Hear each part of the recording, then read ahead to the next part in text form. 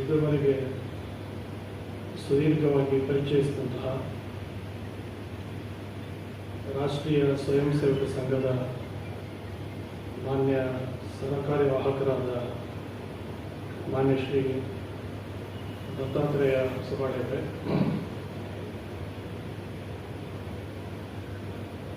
ರಾಷ್ಟ್ರೋತ್ಥಾನ ಪರಿಷತ್ತಿನ ಅಧ್ಯಕ್ಷರಾದ ಶ್ರೀ ಪಿ ಕುಮಾರ್ ಅವರೇ, ಪ್ರಧಾನ ಕಾರ್ಯದರ್ಶಿಗಳಾದ ದಿನೇಶ್ ಹೆಗ್ಡೆ ಅವರೇ, ಈ ಕೃತಿಯ ಲೇಖಕರುಗಳಾದ ಡಾಕ್ಟರ್ ಬಾಬು ಕೃಷ್ಣಮೂರ್ತಿ ಅವರೇ, ಶ್ರೀ ಬೇಡೂರು ಸುದರ್ಶನ ಅವರೇ, ಮಾನ್ಯ ಶ್ರೀ ಬಿ ಎಸ್ ಯಡಿಯೂರಪ್ಪನವರನ್ನು ಒಳಗೊಂಡು ಉಪಸ್ಥಿತರಿರುವ ಎಲ್ಲ ಗಣ್ಯಮಾನ್ಯರೇ ಹಾಗೂ ಆತ್ಮೀಯರೇ,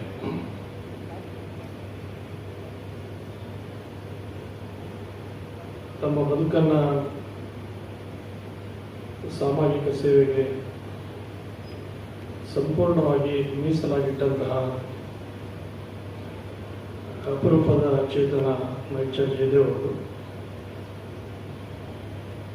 ಅವರು ಭೌತಿಕವಾಗಿ ನಮ್ಮ ನಡುವೆ ಇಲ್ಲವಾದರೂ ಕೂಡ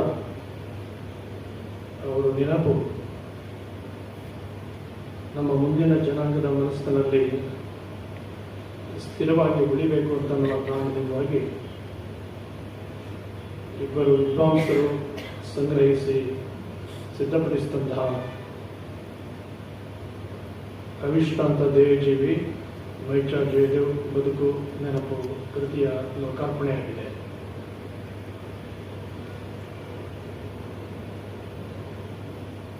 ಆ ಕೃತಿಯಲ್ಲಿ ಬೆನ್ನುಡಿಯಲ್ಲಿ ರಾಮಣ್ಣವರು ಒಂದು ಮಾತು ಬರೆದಿದ್ದಾರೆ.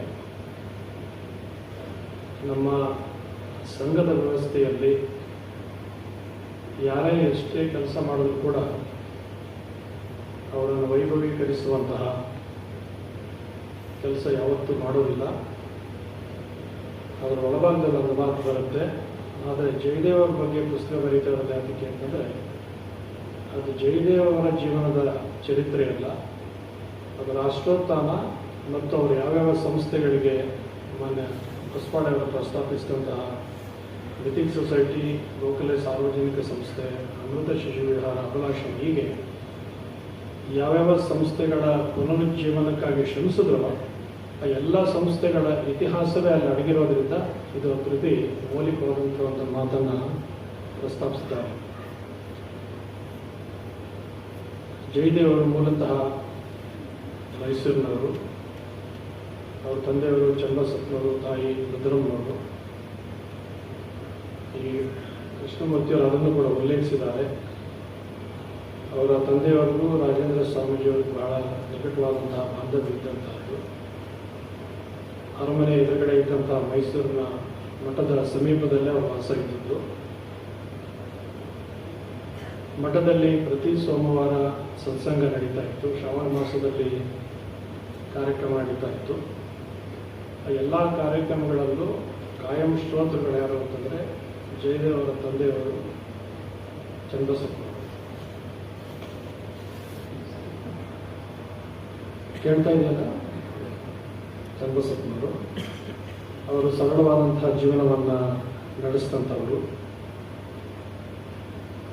ಈ ಕೃತಿಯಲ್ಲಿ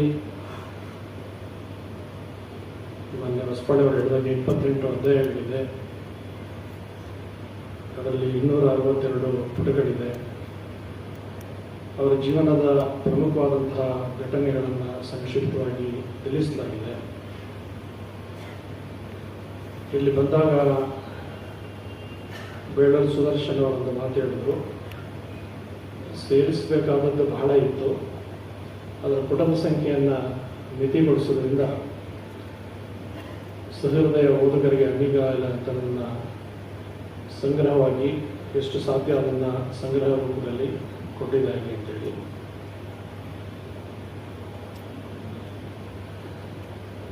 ಅವರು ಮೈಸೂರಿನಲ್ಲಿ ಓದುವಾಗ ಮುಂಚೆ ರಾಷ್ಟ್ರೋತ್ಥಾನದಲ್ಲಿ ಜಯದೇವ್ ಅವರು, ನಾಗಕೃಷ್ಣಪ್ಪನವರು ಇವರೆಲ್ಲ ಆತ್ಮೀಯರಾಗಿದ್ದಂಥವ್ರು. ಅವರ ಆತ್ಮೀಯ ಸಂಬಂಧ ರಾಷ್ಟ್ರೋತ್ಥಾನಕ್ಕೆ ಬಂದ ಮೇಲೆಲ್ಲ ಅವರು ವಿದ್ಯಾರ್ಥಿ ದಶೆಯಿಂದಲೂ ಕೂಡ ರಾಷ್ಟ್ರೀಯ ಆತ್ಮೀಯವಾಗಿ ಬೆಳೆದಂಥವರು. ಅವರು ಮೈಸೂರಿನಿಂದ ತುಮಕೂರು ಮತ್ತು ಕುಟುಂಬದ ಒತ್ತಾಯದ ಮೇಲೆ ಮೈಸೂರು ಮತ್ತು ಮಂಡ್ಯ, ಬೆಂಗಳೂರು, ಇಂಡಿಯಾ ಗ್ಯಾರೇಜ್ ಹೀಗೆ ಸೇವೆಯನ್ನು ಸಲ್ಲಿಸಿದ್ರು. ಆದರೆ ಮಂಡ್ಯದಲ್ಲಿದ್ದಾಗ ಇಲ್ಲಿ ಬೆಂಗಳೂರಿಗೆ ಬಂದಾಗ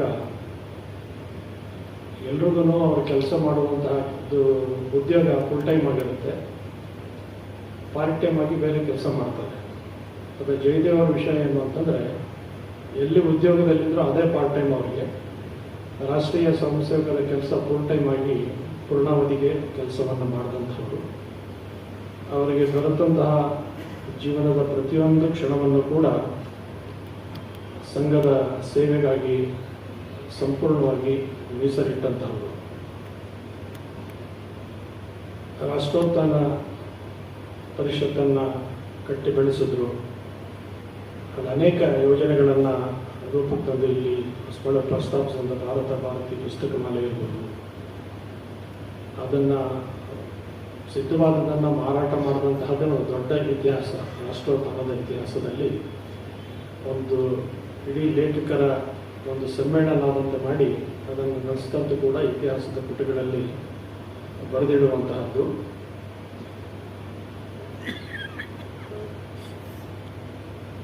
ಶ್ರೀಮಠದಿಂದ ಪ್ರಾರಂಭಿಸಲಾದಂತಹ ಭಾರತೀಯ ಸಾಂಸ್ಕೃತಿಕ ಪರಿಷತ್ತಿಗೆ ಒಂದು ಅರ್ಥದಲ್ಲಿ ಮಾರ್ಗದರ್ಶಕರಾಗಿದ್ದವರು. ಭಾರತೀಯ ಸಂಸ್ಕೃತಿ ಪರಂಪರೆ ಹಿರಿಮೆಯನ್ನು ಮತ್ತೆ ಪುನರ್ಸ್ಥಾಪಿಸಲಿಕ್ಕಾಗಿ ಹೇಗೆ ವೈಯಕ್ತಿಕವಾಗಿ ಸಂಘ ಸಂಸ್ಥೆಗಳು ಸೇವಾ ಕಾರ್ಯದಲ್ಲಿ ತೊಡಗಿಸಿಕೊಳ್ಳುತ್ತೋ, ಮಠಾಧಿಪತಿಗಳು ಕೂಡ ಅಂಥ ಕೆಲಸದಲ್ಲಿ ತೊಡಗಿಸಿಕೊಳ್ಬೇಕು ಅಂತ ಕಾರಣದಿಂದಾಗಿ ಊಟಿಯಲ್ಲಿ ನಡೆದಂಥ ಎಲ್ಲ ಪೂಜ್ಯರ ಒಂದು ಸಮಾವೇಶದಲ್ಲಿ ಸ್ಥಾಪನೆಯಾದಂತಹದ್ದು ಭಾರತೀಯ ಸಾಂಸ್ಕೃತಿಕ ಪರಿಷತ್ತು. ಸಿದ್ದೇಶ್ವರ ಮಹಾಸ್ವಾಮಿಗಳು, ಆದಿಚುಂಚನಗಿರಿ ಶ್ರೀಗಳು, ಪೇಜಾವರ ಶ್ರೀಗಳು ಅವರೆಲ್ಲ ಸೇರಿ ರಚನೆ ಮಾಡಿದ್ರು. ಹಲವಾರು ಸಭೆಗಳಲ್ಲಿ ಜಯದೇವ್ ಅವರು ಭಾಗವಹಿಸ್ತಾ ಇದ್ರು. ಯಾವ ಸಭೆಗೆ ಬಂದರೂ ಕೂಡ ನಾವೆಲ್ಲ ಅಲ್ಲೇ ಚರ್ಚೆ ಮಾಡಲಿಕ್ಕೆ ಅಂತ ಹೋಗ್ತಾ ಇದ್ವಿ. ಅದು ಅಲ್ಪಾವಧಿಯದು, ಮಧ್ಯಮಾವಧಿ, ದೀರ್ಘಾವಧಿಯಲ್ಲಿ ಏನೇನು ಸೇವೆಗಳನ್ನು ಮಾಡಲಿಕ್ಕೆ ಅಂತ ಟಿಪ್ಪಣಿಯನ್ನು ಸಂಘವನ್ನು ಪ್ರಸ್ತಾಪಿಸಿದ್ರು. ಅದನ್ನು ಹೊಸಪಾಳೆಯವರು ಅವರ ಶ್ರದ್ಧಾಂಜಲಿ ಸಭೆಯಲ್ಲಿ ಹೇಳಿದ್ದನ್ನ ಇಲ್ಲಿ ಉಲ್ಲೇಖಿಸಿದ್ದಾರೆ.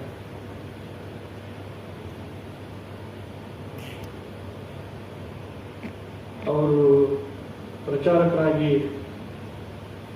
ಮತ್ತೆ ಹಿಂದೆ ಸೇವೆ ಮಾಡಬೇಕಾಗಿ ಬಂದಾಗ ಅದೊಂದು ಮಾತು ಕೇಳ್ತಾರೆ, ನೀವು ಹಿಂದೆ ಬಂದಿದ್ದೀರಿ ಪ್ರಚಾರಕರಾಗಿ, ಏನು ಅನಿಸುತ್ತೆ ಅಂತ.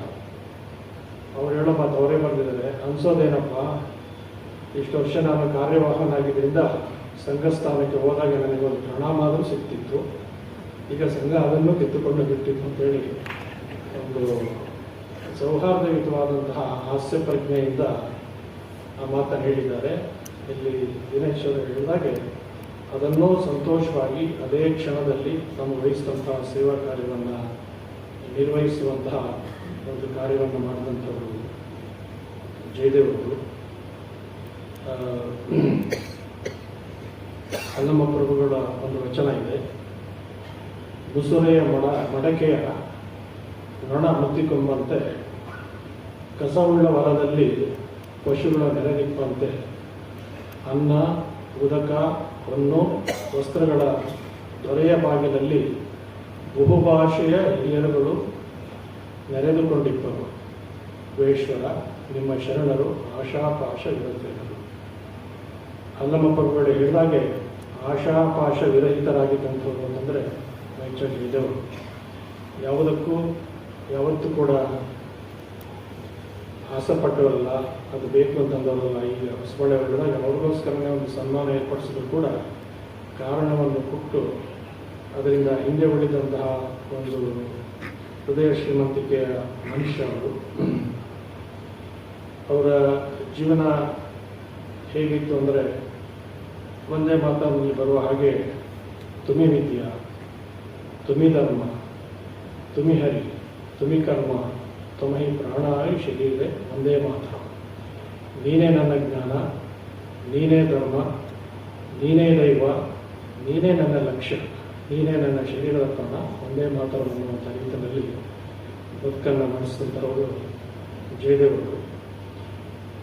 ಸದಾ ಒಂದು ಉತ್ತಮವಾದಂತಹ ಸೌಹಾರ್ದಯುತವಾದಂತಹ ವಾತಾವರಣಕ್ಕಾಗಿ ಶ್ರಮಿಸಿದಂಥವರು ಮತ್ತು ಯುವಕರಲ್ಲಿ ಅವರು ಮೈಸೂರಿನಲ್ಲಿದ್ದಾಗ, ಮಂಡ್ಯದಲ್ಲಿದ್ದಾಗ, ಬೆಂಗಳೂರಲ್ಲಿದ್ದಾಗ ಸಂಘದ ಸಂಜೆಯ ಒಂದು ಕಾರ್ಯಕ್ರಮಗಳಿಗೆ ಯುವಕರು ಮಕ್ಕಳು ಬರಬೇಕು ಅಂತಂದಾಗ ಅವರಿಗೆ ಹೋಗಿ ಪ್ರೇರಣೆಯನ್ನು ನೀಡಿ ಅದರಲ್ಲಿ ಕಾರ್ಯಚಟುವಟಿಕೆಗಳಲ್ಲಿ ತೊಡಗಿಸಿಕೊಳ್ಳುವಂತೆ ಉತ್ತೇಜನ ನೀಡಿಸುತ್ತಿದ್ದಂತಹ ಒಂದು ವ್ಯಕ್ತಿತ್ವ ಜಯದೇವ್ ಅವರು.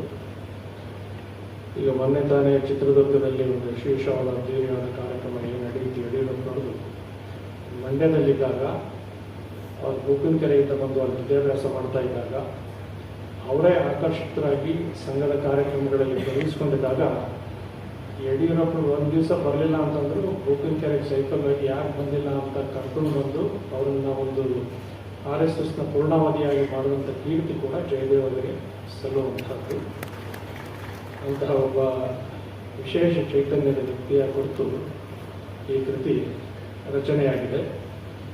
ಅವರಲ್ಲಿ ಮತ್ತೊಬ್ಬರು ಶರಣರು ಹೇಳುವ ಹಾಗೆ ತನುವಿನಲ್ಲಿ ನಿರ್ಮೋಹ, ಮನದಲ್ಲಿ ನಿರಹಂಕಾರ, ಪ್ರಾಣದಲ್ಲಿ ನಿರ್ಭಯ, ಚಿತ್ತದಲ್ಲಿ ನಿರಪೇಕ್ಷ, ವಿಷಯದಲ್ಲಿ ಉದಾಸೀನ, ಭಾವದಲ್ಲಿ ದಿಗಂಬರ, ಜ್ಞಾನದಲ್ಲಿ ಪರಮಾನಂದ ನೆಲೆಗೊಂಡ ಬಳಿಕ ಸೌರಾಷ್ಟ್ರ ಸೋಮೇಶ್ವರಗಿದ್ದರು ಬೇರಿಲ್ಲ ಕಂಡಿರುವಂಥ ಹಾಗೆ ಇಂಥ ನಿರ್ಲಿಪ್ತವಾದಂತಹ ಒಂದು ಬದುಕನ್ನು ನಡೆಸಿದಂಥವರು